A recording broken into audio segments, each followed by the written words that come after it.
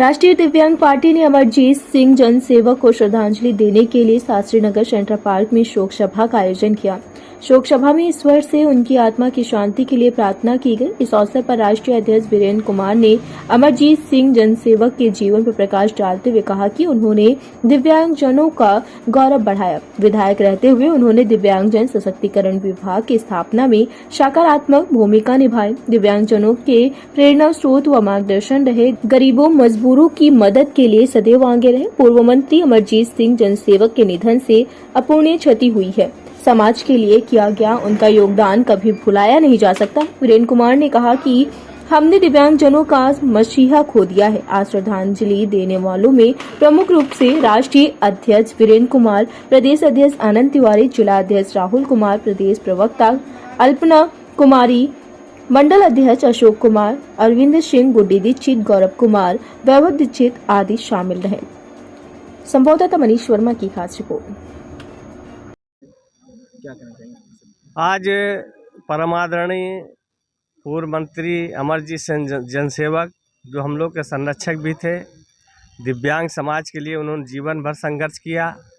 दिव्यांगजन सशक्तिकरण विभाग की स्थापना में उनका बहुत महत्वपूर्ण योगदान है। मायावती की सरकार थी, उन्होंने लड़ करके इस विभाग को अलग कराया, क्योंकि समाज कल्याण के अंदर में विभाग चलता था पहले।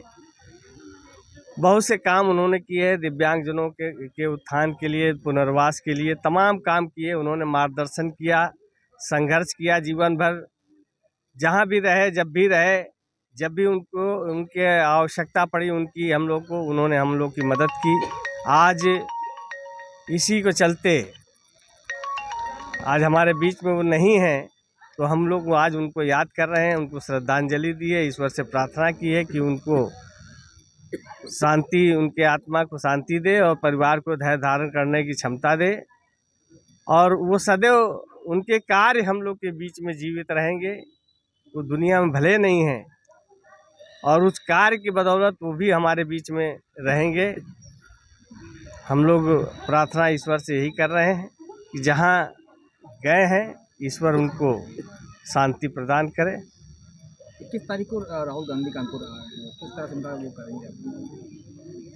देखिए, राहुल गांधी जी 21 फरवरी को कानपुर उनको आना है, पदयात्रा कर रहे हैं। तो उस पदयात्रा में राष्ट्रीय दिव्यांग पार्टी उनको एक मेमोरेंडम देगी, एक पत्र देगी।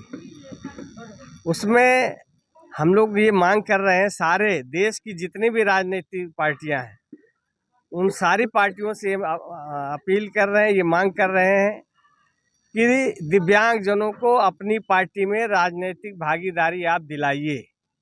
जब तक आप राजनीतिक भागीदारी नहीं दिलाएंगे तो निःशक्तजन प्रकोष्ठ, दिव्यांग प्रकोष्ठ, विकलांग प्रकोष्ठ ये बनाने का कोई औचित्य नहीं है। भाई, आपने अपने संगठन में एक प्रकोष्ठ बना रखा है, तो उन जो लोग प्रकोष्ठ में है, कम से कम उनको राजनीतिक भागीदारी अपनी पार्टी में दीजिए।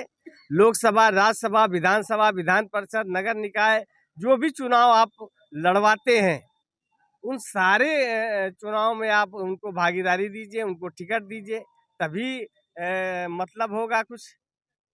ये नहीं है कि केवल आपने जो है दिव्यांगों का वोट इकट्ठा करने के लिए आपने प्रकोष्ठ बना दिया और लोगों को जिम्मेदारी दे दी। उनको अधिकार नहीं देना चाहते आप। अधिकार दीजिए। जब आप टिकट देंगे, उस चुनाव मैदान में आएंगे, लोगों के बीच पहचान बनेगी, तभी तो उत्थान होगा उनका।